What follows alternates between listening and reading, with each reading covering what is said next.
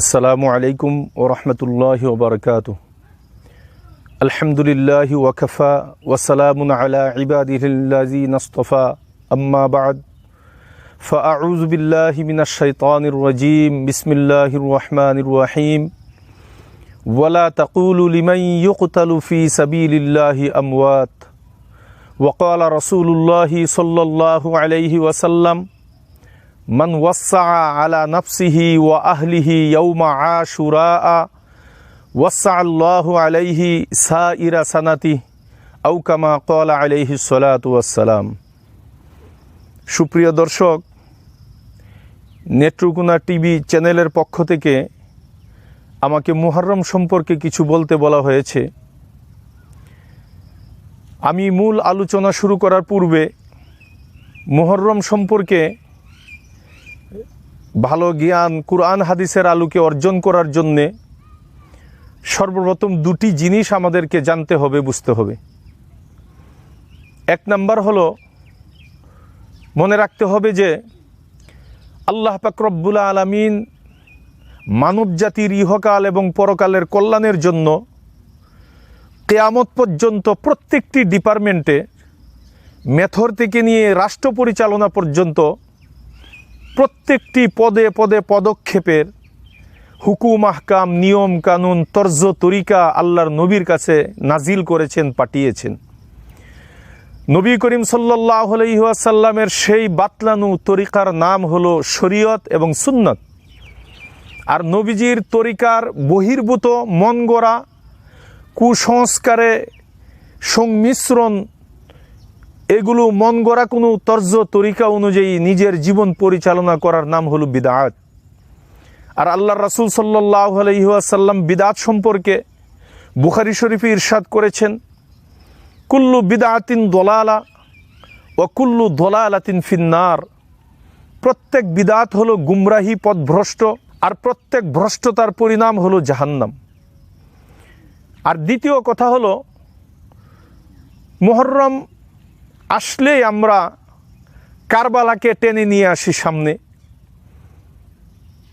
তাই পুরা পৃথিবীর মুসলমান যারা সাহাবায়ে কেরামকে, নবীর আদর্শকে ভালোবাসে, মুহররমের তাৎপর্য এবং সঠিক তথ্য না জানার কারণে মুহররম মানেই কারবালা, কারবালা মানেই মুহররম তারা মনে করে।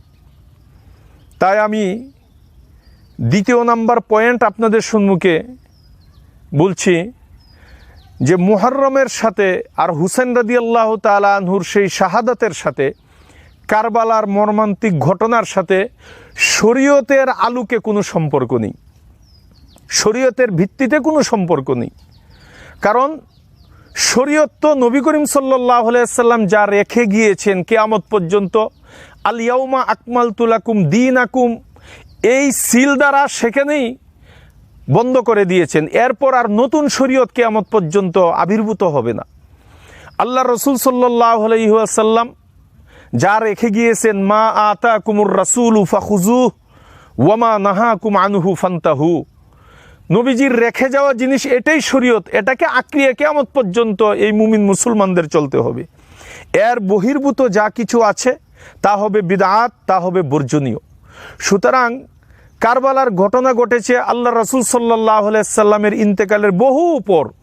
নবীজির ইন্তেকালের পর আবু বকর সিদ্দিক রাদিয়াল্লাহু তাআলা আনহুর খেলাফতের জমানা এসেছে, তারপর উমরে ফারুক রাদিয়াল্লাহু তাআলা আনহুর জমানা এসেছে, তারপর উসমান গনি রাদিয়াল্লাহু তাআলা আনহুর খেলাফত, এরপরে আলী কাররামাল্লাহু ওয়াজহাহু রাদিয়াল্লাহু তাআলা আনহুর খেলাফত, এরপর হযরত আব্দুল্লাহ ইবনে জুবাইর রাদিয়াল্লাহু তাআলা আনহুর খেলাফত, এরপরে পালাক্রমে হযরত হুসেন রাদিয়াল্লাহু তাআলা আনহুর সময় যখন আসলো, কারবালার মর্মান্তিক ঘটনা তখন ঘটলো। তাহলে কি বুঝলেন? নবী করিম সাল্লাল্লাহু আলাইহি ওয়াসাল্লামের ইন্তেকালের বহু বছর পর কারবালার সেই ঘটনা ঘটেছে। আর শরীয়ত তো নবীজির পর থেকেই বন্ধ হয়ে গেছে। এরপরে দুনিয়াতে যাই ঘটুক না কেন, সেটা আর যাই হোক না কেন, শরীয়ত হতে পারবে না, শরীয়তের কোনো অংশ হতে পারবে না। তাই কারবালার ঘটনা এটা মর্মান্তিক ঘটনা, আমরাও ব্যথিত। এমনকি হাদিস শরীফে কিতাবে এসেছে, আহলে বাইত রাসূল সাল্লাল্লাহু আলাইহি সাল্লামের আওলাদে রাসূলের সাথে যাদের মহব্বত থাকবে না, তার তো ঈমানই থাকবে না। আমরা হোসেন রাদিয়াল্লাহু তাআলা আনহুকে মহব্বত করি, আহলে বাইতকে মহব্বত করি, এটা আমাদের মাথার উপর শিরোধার্য। কিন্তু কারবালার ঘটনা মুহররমের সাথে মিলিয়ে গুলিয়ে এটাকে শরীয়ত মনে করা, এটা একদম সুস্পষ্ট বিদআত, যা বর্জনীয়। তাই মুহররমের সাথে কারবালার ঘটনাকে টেনে এনে এটাকে শরীয়তের কোনো অঙ্গ মনে করা, এটা হলো বর্জনীয়, এটা হলো বেদাত। আল্লাহ পাক রব্বুল আলামিন মুহররমের ইজ্জত, মুহররমের এহতেরাম সম্পর্কে কোরআনে ইরশাদ করেছেন। আল্লাহ পাক রব্বুল আলামিন ইরশাদ করেন, ইন্না ইদ্দাতাশ শুহুরি ইনদাল্লাহি 12 শাহরা মিনহা আরবাআতুন হুরুম, যে বছরে 12টি মাস আল্লাহ পাক রব্বুল আলামিন দান করেছেন, দিয়েছেন।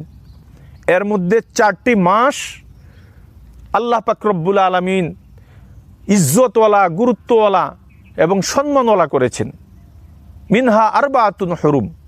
তো এই 4টি মাসের মধ্যে একটি হলো যুলকওদা, আরেকটি হলো যুলহিজ্জা, আরেকটি হলো রজব, আরেকটি হলো মুহররম। তো এই মুহররমের ইজ্জত, 12 মাসের মধ্যে তার সম্মান, এটা তো আল্লাহই ঘোষণা করেছেন। আর এটা কখন করেছেন? ওই নবী করিম সাল্লাল্লাহু আলাইহি সাল্লাম থাকতেই উনার উপরে নাজিল হয়েছে, উনার উপরে এটা অবতীর্ণ হয়েছে। সুতরাং মুহররমের ইজ্জত, মুহররমের তাৎপর্য, এটা কারবালা দিয়ে নয়, এটা হুসেন রাদিয়াল্লাহু তাআলা আনহুর শাহাদাতের ঘটনা দিয়ে নয়। তো এই দুটি কথা ছিল মৌলিক। এরপরে আসেন, তাহলে প্রশ্ন জাগে যে মুহররমের তাহলে তাৎপর্য কি, প্রেক্ষাপট কি? কিতাবের মধ্যে এসেছে মুহররমের প্রেক্ষাপট সম্পর্কে। আল্লাহ রাসূল সাল্লাল্লাহু আলাইহি সাল্লাম হিজরত করে যখন মদিনায় আগমন করলেন, দেখেন যে মদিনার ইহুদিরা মুহররমের 10 তারিখে আশুরার দিনে রোজা রাখে। নবী করিম সাল্লাল্লাহু আলাইহি সাল্লাম জিজ্ঞাসা করলেন, ওরা কেন রোজা রাখে? তো উত্তর আসলো যে তাদের নবী মুসা আলাইহিস সালাতু ওয়াস সালাম বনী ইসরাইলকে নিয়ে এই মুহররমের 10 তারিখে আশুরার দিনে আল্লাহ পাক রব্বুল আলামিনের কুদরতে, মেহেরবানিতে নীল নদ পার হয়েছিলেন। আল্লাহ তাআলা পানির ভিতরে রাস্তা করে মুসা আলাইহিস সালাম এবং বনী ইসরাইলকে তাদেরকে হেফাজত করেছিলেন, তাদেরকে পার করেছিলেন। পক্ষান্তরে ফেরাউন এবং তার দলবল, ওই কুফফার বাহিনীকে আল্লাহ পাক রব্বুল আলামিন নীল নদের অতল গহ্বরে নিমজ্জিত করে তাদেরকে জাহান্নাম রুসিদা করেছে। তাই মুসা আলাইহিস সালাতু ওয়াস সালাম আল্লাহ পাক রব্বুল আলামিনের এত বড় মেহেরবানি, আল্লাহ পাক রব্বুল আলামিনের সেই শুকরিয়া আদায় করণার্থে প্রতি বছর মুহররমের 10 তারিখে তিনি এই আশুরার দিনে রোজা রাখতেন। রাসূল করিম সাল্লাল্লাহু আলাইহি ওয়াসাল্লাম একথা শোনার পর ঘোষণা করলেন, নাহনু আহাক্কু বিমূসা মিনকুম ফাসামাহু ওয়া আমারা বিসিয়ামি, যে তাহলে তো মুসা আলাইহিস সালামের সেই সুন্নতটা, মুসা আলাইহিস সালামের সেই আমলটা পালন করার বেশি হকদার আমরা, আমাদের ভাই মুসা।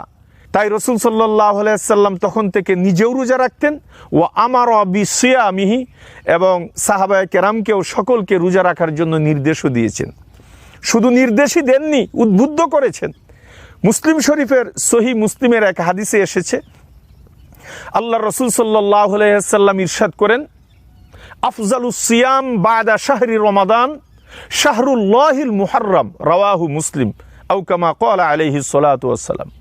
আল্লাহ রাসূল সাল্লাল্লাহু আলাইহি সাল্লাম ইরশাদ করেন, রমজানের পর পুরা বছরে যত রোজা রয়েছে তার মধ্যে সর্বোৎকৃষ্ট, সর্বোত্তম রোজা হলো এই মুহররমের 10 তারিখ আশুরার রোজা। সুবহানাল্লাহ, কত বড় ফজিলতের কথা।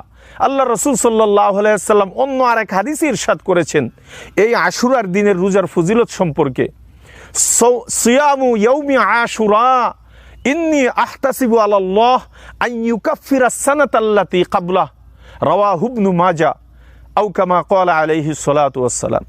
ইবনে মাজাহ শরীফের মধ্যে এসেছে, আল্লাহ রাসূল সাল্লাল্লাহু আলাইহি সাল্লাম ইরশাদ করেছেন যে আশুরার দিনের রোজা যে রাখবে, আমি আল্লাহ পাক রব্বুল আলামিনের কাছে আশাবাদী যে আল্লাহ তাআলা এই একটি রোজার বিনিময়ে তার বিগত 1 বছরের গুনাহ আল্লাহ তাআলা মাফ করে দিবেন। সুবহানাল্লাহ। আরও হাদিস শরীফে এসেছে, আল্লাহ রসুল সাল্লাল্লাহু আলাইহি ওয়াসাল্লাম ইরশাদ করেছেন, সুমু ইয়াউমা আশুরা ওয়া খালিফু ফিহাল ইয়াহুদ ফাসুমু ক্বাবলাহু ইয়াওমান আও বা'দাহু ইয়াওমান। রাওয়াহু মুসনাদু আহমদ। মুসনাদে আহমদের মধ্যে একটি রিওয়ায়াত এসেছে, আল্লাহ রসুল সাল্লাল্লাহু আলাইহি ওয়াসাল্লাম ইরশাদ করেছেন যে দেখো, তোমরা আশুরার রোজাগুলো রাখো, আর এই রোজা রাখার ক্ষেত্রে তোমরা ইহুদিদের বিরুদ্ধাচরণ করো, তাদের মুখালাফাত করো, কারণ তারা শুধু 10 তারিখেই রোজা রাখে। আর আল্লাহ রসুল সাল্লাল্লাহু আলাইহি ওয়াসাল্লাম নির্দেশ দিয়েছেন, সুমু ক্বাবলাহু ইয়াওমান আও বা'দাহু ইয়াওমান।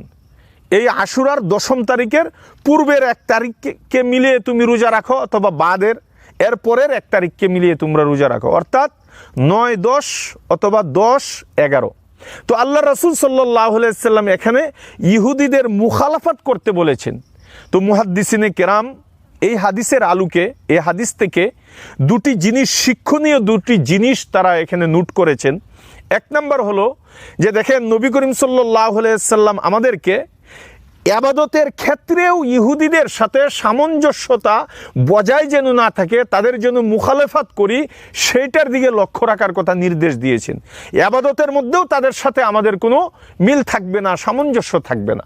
তাহলে এখান থেকে আরেকটি কথা বুঝে আসে যে জিনিসগুলো ইহুদ নাসারাদের অভ্যাসগত জিনিস, আদাত যেগুলো আছে, তাহলে সেগুলো তো বতরিকে আউলাই, সেগুলো থেকে আমাদেরকে দূরে থাকতে হবে, তাদের মুখালাফাত করতে হবে। যেরকম আদাত বলতে ইহুদিদের খানা, ইহুদিদের লিবাস পোশাক, ইহুদিদের বিবাহ শাদী, সুতরাং তাদের খানার মতো আমাদের খানা হতে হবে না। ইহুদিদের খানার মতো, ইহুদিদের লিবাস পোশাকের মতো মুসলমানের পোশাক যেন না হয়। আমাদের বিবাহ শাদী যেন ইহুদ নাসারাদের বিবাহ শাদীর মতো না হয়। আমাদের ব্যবসা বাণিজ্য যেন ইহুদি নাসারাদের ব্যবসা বাণিজ্যের মতো না হয়। আমাদের কৃষ্টি কালচার, আমাদের চলাফেরা, আমাদের কথন বচন, সব কিছুর ক্ষেত্রে আমাদের যেন ইহুদিদের থেকে পার্থক্য থাকে, মুখালাফাত থাকে। আল্লাহ রসুল সাল্লাল্লাহু আলাইহি ওয়াসাল্লাম এই হাদিসের মধ্যে ইশারা আপনাকে আমাকে দিয়েছেন। এই হলো 2টি মৌলিক কথা মুহররম সম্পর্কে আমাদের ধারণা রাখার জন্য। একটি কি বললাম, যে আল্লাহ রসুল সাল্লাল্লাহু আলাইহি ওয়াসাল্লাম যা রেখে গিয়েছেন সেগুলোকেই সুন্নত বলা হবে, সুন্নতকে আঁকড়িয়ে ধরতে হবে। আর মান আতা আর রাসূল ফাকাদ আতা আল্লাহ, যে রাসূলের অনুসরণ করবে, সুন্নতের অনুসরণ করবে, সে যেন কেমন আল্লাহ পাক রব্বুল আলামিনের অনুসরণ করলো, তার এতাআত করলো। আর যে আল্লাহর এতাআত করবে সে জান্নাতে চলে যাবে। আর যে নবী করিম সাল্লাল্লাহু আলাইহি ওয়াসাল্লামের বাতলানো তরিকা অনুযায়ী চলবে না, নবীজির সুন্নত অনুযায়ী চলবে না, মন গড়া তরিকায় চলবে, এটা হলো পথভ্রষ্টতা, গুমরাহি। আর প্রত্যেক গুমরাহের পরিণাম হলো জাহান্নাম। এই হলো এক কথা।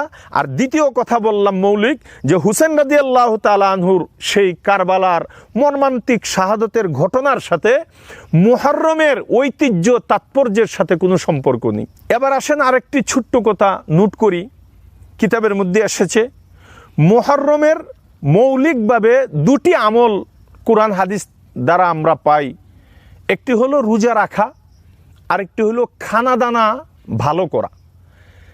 রাসূল করিম সাল্লাল্লাহু আলাইহি ওয়াসাল্লাম এক হাদিসে ইরশাদ করেন, মান ওয়াসা আলা নাফসিহি ওয়া আহলিহি ইয়াউমা আশুরা ওয়াসা আল্লাহু আলাইহি সাইরা সানাতিহি আও কামা ক্বালা আলাইহি সালাতু ওয়াসসালাম। আল্লাহ রাসূল সাল্লাল্লাহু আলাইহি ওয়াসাল্লাম ইরশাদ করেন, যে ব্যক্তি এই আশুরার দিন মুহররমের 10 তারিখে তার ঘরের নিজের জন্য এবং পরিবার পরিজনের জন্য খানা দানা সুন্দর করবে, ব্যবস্থা করবে, খানা দানা ভালো করবে, আল্লাহ পাক রব্বুল আলামিন তাকে পুরা বছর ভালো খাওয়ার তৌফিক দিবেন। তার ঘরের মধ্যে আল্লাহ তাআলা প্রশস্ততা এবং ওয়াসাআত দান করবেন। তাহলে আমরা ওই দিন অন্য দিনের চেয়ে একটু ভালো কিছু করতে পারি ওই হাদিসের আলোকে। ভালো করার অর্থ কি? আমরা আগে যদি ডাল খেতাম তাহলে ওই দিন একটু সবজি পাকাবো, অন্য দিন যদি সবজি খেতাম ওই দিন একটু গোশতের ব্যবস্থা করব। আগে যদি গোশতের ব্যবস্থা করতাম তাহলে আজকে এর সাথে একটু ফলের ব্যবস্থা করব, বাস হয়ে গেল।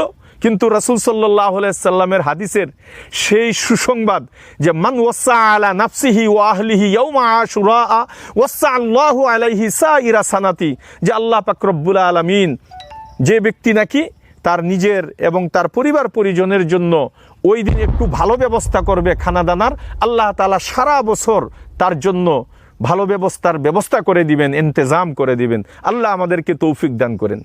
আরেকটি কথা, এই আশুরার দিন মুহররমকে কেন্দ্র করে আমাদের দেশে অনেক কুসংস্কার, অনেক বিদআত প্রচলন রয়েছে। সেগুলি থেকে আমাদেরকে মুসলমান হিসাবে বহু দূরে থাকতে হবে, সেগুলোকে বর্জন এবং পরিহার করতে হবে। যেরকম নাকি মুহররমে আমরা তাজিয়া মিছিল বের করা হয়, মুহররমের এই 10 তারিখে হাই হুসাইন বলে, ইয়া আলী বলে মাতম করা হয়। মুহররমের 10 তারিখে মাথার চুল ছিঁড়ে ফেলা হয়, বুক কাটা হয়, পিঠ কাটা হয়, মানুষের শরীর থেকে রক্ত প্রবাহ করা হয়। এরকমভাবে কুসংস্কার অনেক জিনিস আমাদের মধ্যে এমনভাবে প্রচলন হচ্ছে, সেগুলো থেকে আপনার আমার সরে আসতে হবে দোস্ত। নবী করিম সাল্লাল্লাহু আলাইহি ওয়াসাল্লামের সুন্নতের উপরে আমাদেরকে চলতে হবে, আঁকড়িয়ে ধরতে হবে। সুতরাং এই সমস্ত কুসংস্কার থেকে আমাদেরকে বাঁচতে হবে। আর এই কুসংস্কারের প্রচলন ঘটেছে, এর পিছনে মিডিয়ার একটি বড় হাত রয়েছে। কারণ দেখেন, পুরা আমাদের বিশেষ করে বাংলাদেশের মধ্যে মাত্র 3-4টা জায়গায় মাত্র 100-150 করে এই শিয়া সম্প্রদায়, ওই সমস্ত বেদাতিরা তারা তাজিয়া মিছিল বের করে, তারা এই সমস্ত বিলাপ করে, মুখের মধ্যে চাপড়াইতে থাকে, বুকের মধ্যে এরকমভাবে মারতে থাকে, রক্ত প্রবাহ করতে থাকে। এই 150 মানুষের এই বর্জনীয় আমলটাকে সারাটা দিন সকাল থেকে সন্ধ্যা পর্যন্ত মিডিয়াগুলো তারা ফলাও করে এরকম প্রচার প্রসার করতে থাকে। মানুষ এগুলো দেখে মনে করে মুহররমের 10 তারিখের তাৎপর্য মনে হয় এইটাই, রক্ত বের করা, হাই হুসাইন ইয়া আলী বলে চিৎকার করা, মাতম করতে থাকা, এই সমস্ত বেদাতি কর্মকাণ্ড করতে থাকা। মানুষ এই মিডিয়ার কারণে এই বেদাতগুলো আরও বেশি প্রচার প্রসার করা হচ্ছে।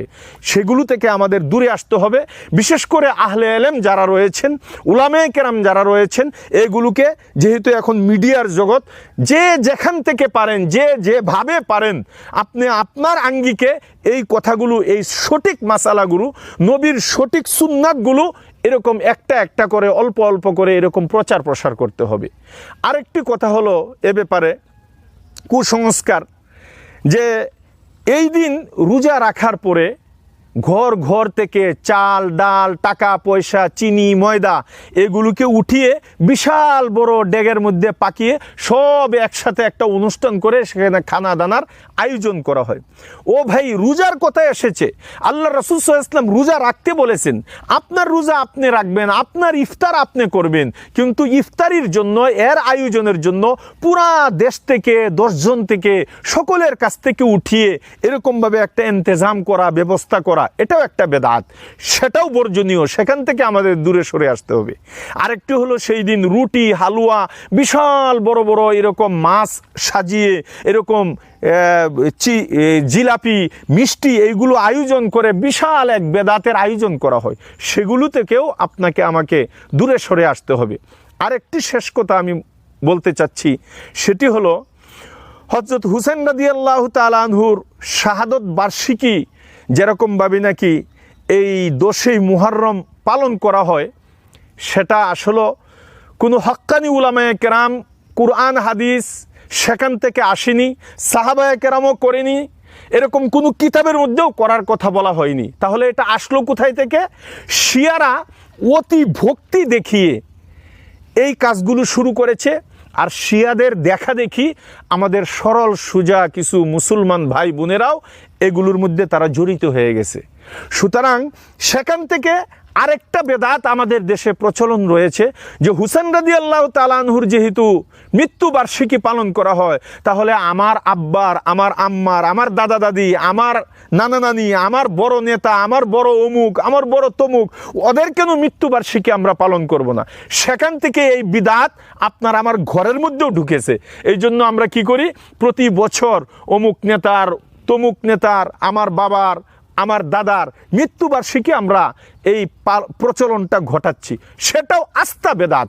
মৃত্যুবার্ষিকী বলতে কোনো কিছু নেই, জন্মবার্ষিকী বলতে কোনো কিছু নেই। হ্যাঁ, আপনি যদি বার্থডে পালন করতে হয় নবীর সুন্নত অনুযায়ী করেন। নবী করিম সাল্লাল্লাহু আলাইহি ওয়াসাল্লামও তার জন্মদিন পালন করেছেন কিভাবে? প্রতি সোমবারে তিনি রোজা রাখতেন। নবীজি রেখেছেন, রোজা রেখে ওনার জন্ম দিন পালন করেছেন। আর আমরা খুব আয়োজন করে বিশাল বড় পার্টি দিয়ে আমরা আমাদের বার্থডেগুলো আমরা পালন করছি। এই জন্য আমরা সেখান থেকে সরে আসতে হবে। আপনার যদি পালন করতে হয়, আপনি যে দিন যে বারে আপনি জন্মগ্রহণ করেছেন, আপনি এখন থেকেই শুরু করেন।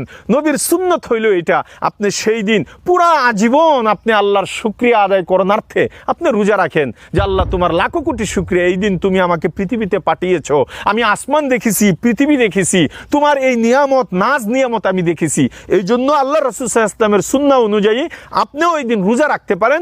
কিন্তু এই প্রচলিত বেদাত অনুযায়ী জন্মবার্ষিকী, মৃত্যুবার্ষিকী এটি কঠিনতম বেদাত। আর আগেই বলেছি, বেদাতের পরিণাম ফল হলো জাহান্নাম। এই জন্য আমরা সেখান থেকে আমরা সরে আসব। আর পরিশেষে আমি আবারও এই নেত্রকোনা টিভির চ্যানেলকে আমি ধন্যবাদ জানাচ্ছি। উনি যেরকমভাবে নাকি উনার সেই দাওয়াতে তাবলীগের মিশন উনার মিডিয়ার মাধ্যমে উনি আগে বাড়ানোর জন্য প্রচেষ্টা করতেছেন। এখন যেহেতু মানুষের হাতে হাতে এই সমস্ত মোবাইল, এই মিডিয়া, নেট এসে গেছে, তাই আমি হযরত উলামায়ে কেরামকে, যারা হক রাস্তায় আমরা রয়েছি, আহলুস সুন্নাত ওয়াল জামাতের যারা আমরা রয়েছি, আমি তাদেরকে অনুরোধ করব, আমরাও আমাদের আঙ্গিকে, আমাদের জায়গায় থেকে যে যতটুক পারি আমরাও দাওয়াতে তাবলীগের এই কাজগুলোকে অন্যান্য কাজের সাথে সাথে এখানেও আমরা একটু সাহায্য সহযোগিতা করব। আমরা নিজেরাও যতটুক পারি আমরা চেষ্টা করে এদিকে আমরা অগ্রসর হব। আল্লাহ পাক রব্বুল আলামিন আমাদের সকলকে এই কথাগুলো বুঝার, নবীর সুন্নাহ অনুযায়ী আমাদের তাদমে হায়াত চলার এবং বিদাত থেকে দূরে, বহু দূরে আমাদেরকে থাকার তৌফিক দান করেন। আমিন। ওয়া আখিরু দাওয়ানা আলহামদুলিল্লাহি রাব্বিল আলামিন।